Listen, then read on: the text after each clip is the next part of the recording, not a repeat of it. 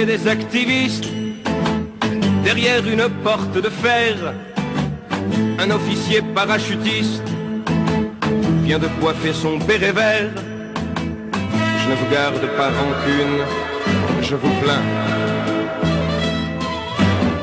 Les mots écorchent les tympans du triste général procureur, tandis que le fier lieutenant se prépare au baroud d'honneur.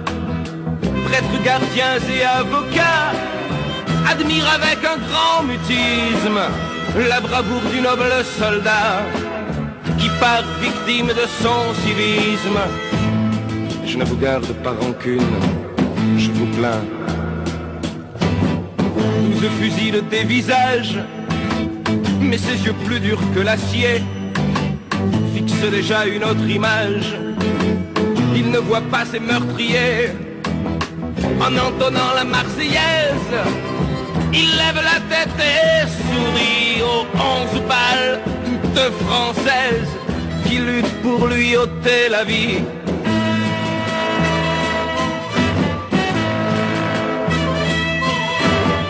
Il meurt au 6e coup de grâce, et observant ce corps cassé, le procureur au teint de glace entend la voix lui murmurer: je ne vous garde pas rancune, je vous plains.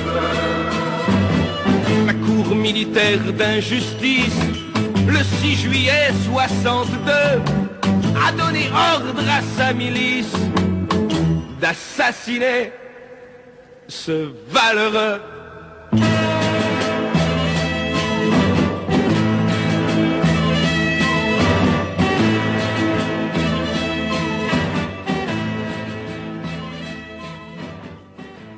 De nous exprimer, d'extérioriser ce que nous avons en nous, et l'émotion est très grande. Je ne pensais pas un jour, moi, qui ai connu Roger, qui ai connu Bastien Thierry, me retrouver aujourd'hui avec ses enfants.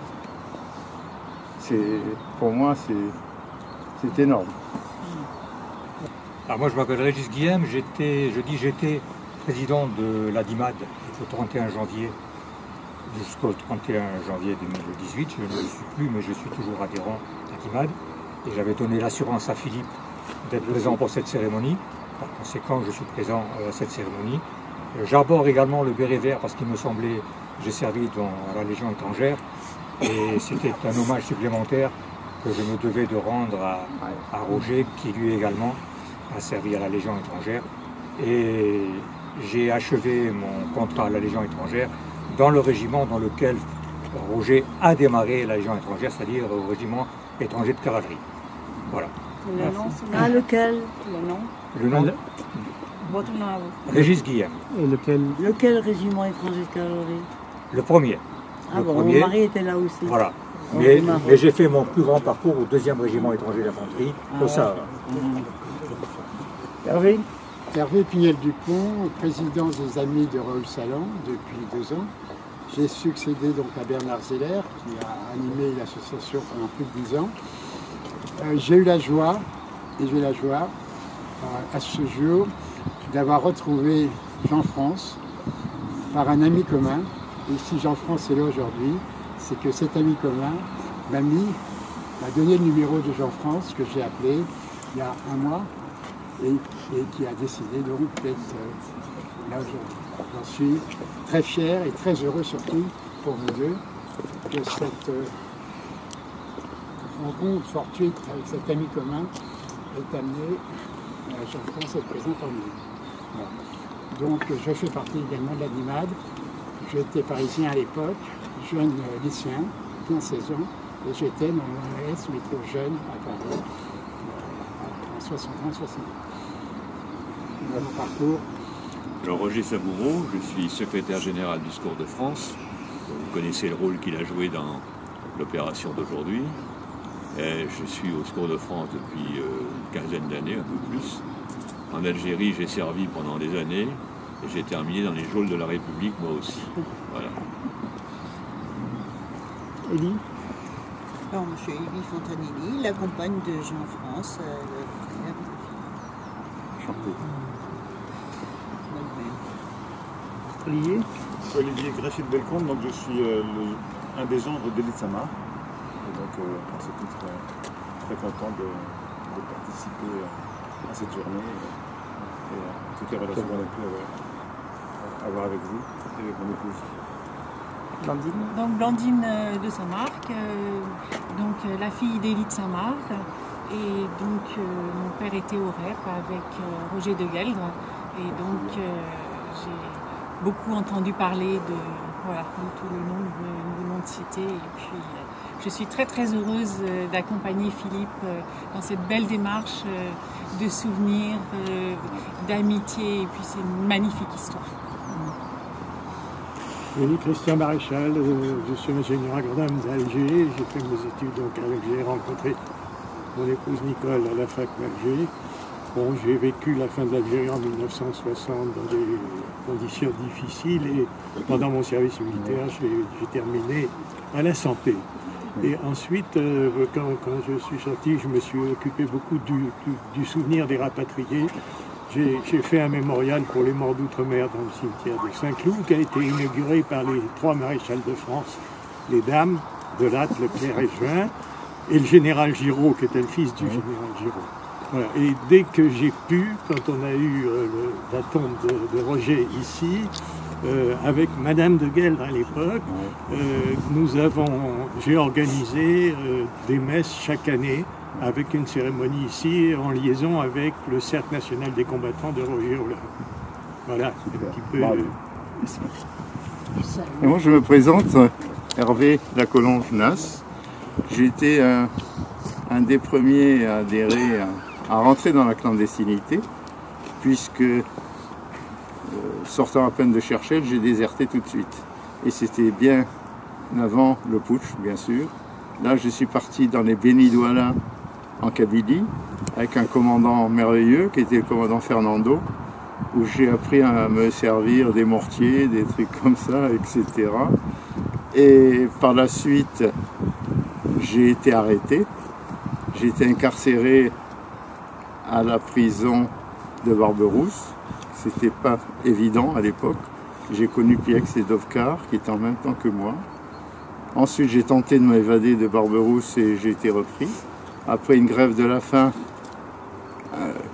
où on m'a transporté à l'hôpital de Mustapha avec 8 de tension, 32 de pulsation, j'ai pu m'évader de l'hôpital de Mustapha, où là, je suis monté dans le maquis du côté de Médéa, à l'Auverdo. Là, on a exécuté un vol d'armes important rentrant déguisé en tirailleur dans la caserne de Bogart. On a piqué tout l'armement, on est reparti. De là, je n'étais pas d'accord avec les gens de l'OS qui voulaient nous cantonner dans une ferme abandonnée. J'ai dit que c'était ridicule parce que nous n'avions aucun poste de communication, rien du tout. Et le soir, j'ai décidé avec mes hommes de partir. Et nous sommes partis dans les montagnes. On est arrivé au couvent de Tibéri. Et là, on a été mal accueillis par les moines à l'époque. Mais on était dans la neige, c'était horrible. Et là, je suis parti 5 jours après. Je suis parti dans la neige avec mon commando. J'ai atterri à la ferme Poulon. Et là, les gens qui étaient là pour me rechercher, c'était le 2e REP.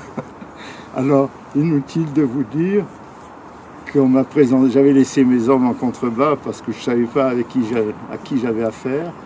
Et M. Foulon qui était là m'avait dit « Attends, rien à craindre, c'est le 2e REP. » Ils sont venus de Zeralda pour vous rechercher. J'ai discuté avec les officiers qui étaient là. Et j'ai fait toute l'opération avec eux pour me rechercher. Hein. J'ai été même héliporté avec eux. Et bon, c'est trop long à expliquer tout ce qui s'est passé. Je suis Denise Durand-Ruel. Je suis une très ancienne amie de Nicole Bézineau. J'ai vu Philippe naître ou presque. Je l'ai recueilli quand il avait quelques mois, 3 semaines. Pendant une petite année, je crois. Et puis ensuite, une autre fois, quand il avait 16 ans, j'ai été les voir 18 ans. Voilà, j'ai venu une année. Je suis allé 10 fois au moins chez eux en Argentine. Et Philippe est mon 3e fils. Et je me retrouve ici avec joie de le revoir. J'ai bien sûr connu Roger au premier REC, qui était un grand ami de mon mari. Et voilà.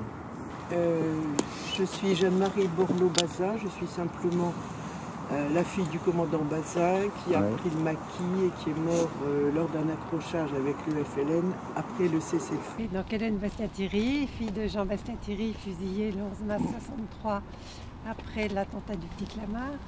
Donc je suis très heureuse de rencontrer Philippe, avec qui j'ai été en contact plusieurs fois, et je suis très heureuse d'être ici pour se souvenir de son papa qui a eu un destin commun avec le mien, et donc quelque part nous avons beaucoup de choses en commun. Et, François Lafeuille, nous avons connu Philippe et Michel et Nicole en Argentine, puisque nous vivions en Argentine. Nous avons rencontré un certain nombre d'ailleurs d'officiers du premier REP là-bas, et donc nous tenons beaucoup à exprimer notre amitié à Philippe, que nous avons suivi à travers toutes ces aventures argentines. Je m'appelle Laurence Michel et je suis la fille de Michel Gomez, la fiancée d'Albert Dovkar. Voilà, c'est tout ce que j'ai à dire. Jacques Zajac, j'étais avec Dovkar à Delta 1, sous les ordres du lieutenant de Gell. Nous avons été arrêtés en même temps avec Dovkar, et je suis là. Écoutez, moi ça serait très long et en même temps trop court. Je suis le fils caché et oublié de Roger de Gell. J'ai appris tard, à l'âge de 11 ans, que mon vrai nom c'était de Gell, Roger de Gell, au moment où je suis rentré en 6e.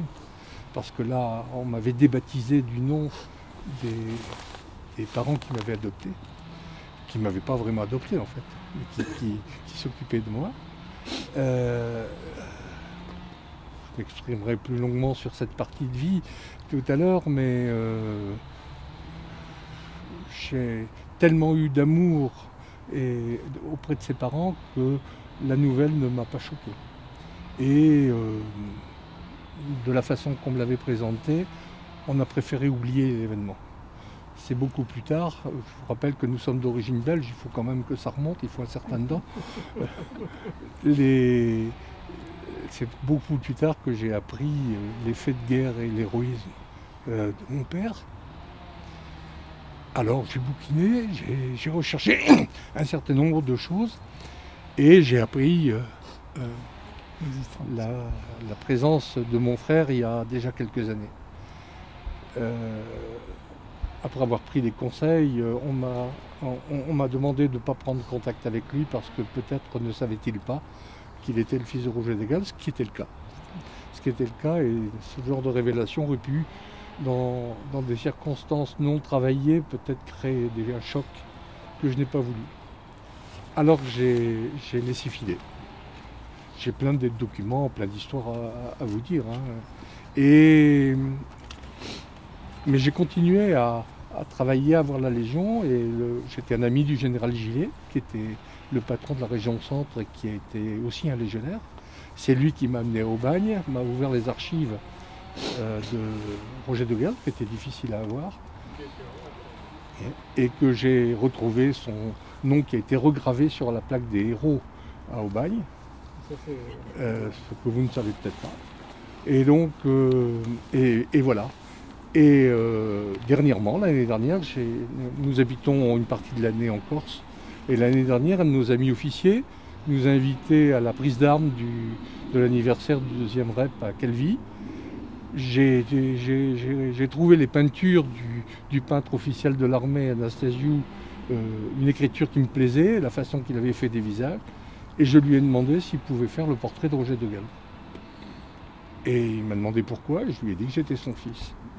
Et c'est à partir de ce moment-là qu'on rejoint l'histoire que vous a dit notre ami. Il a raconté cette histoire à notre ami qui a pris la décision de nous faire rencontrer. Et nous voilà, tous les deux. Philippe. Bon, moi, Philippe Bézino de Gell. Aujourd'hui, pour moi, c'est recommencer à vivre parce que pendant 55 ans, je ne savais pas la vérité, mais j'avais une souffrance interne terrible et que personne, ni des psychologues, ni des psychiatres, n'ont trouvé la solution ou de me le dire. Mes parents ne me l'ont pas dit, j'ai aucune rancune contre eux, au contraire. Mais bon, aujourd'hui, je sais la vérité et ça fait déjà presque un an à travers d'Internet. C'est quelque chose de fou parce que je suis rentré à Internet et je mets Nicole Gardy et bon, il y a peut-être quelque chose de lourd qui tombe et qui dit Nicole Gardy, la maîtresse de Roger de Gueldre. Je dis, qu'est-ce que c'est ça? Alors j'appelle à ma deuxième mère en larmes, je dis Denise, qui est Roger de Gueldre? Et aussi en larmes, elle me dit Philippe, c'est ton père, ta mère m'a dit que c'était moi qui allais te le dire. Et bon, à partir de ce jour-là, cette douleur du cœur est partie. Et je suis très très heureux et gratifiant de tout ce que vous avez fait pour moi, parce comme je le disais à tout le monde qui m'ont écrit, vous ne me connaissez pas et vous faites quelque chose qui n'a pas de prix pour moi. Oui.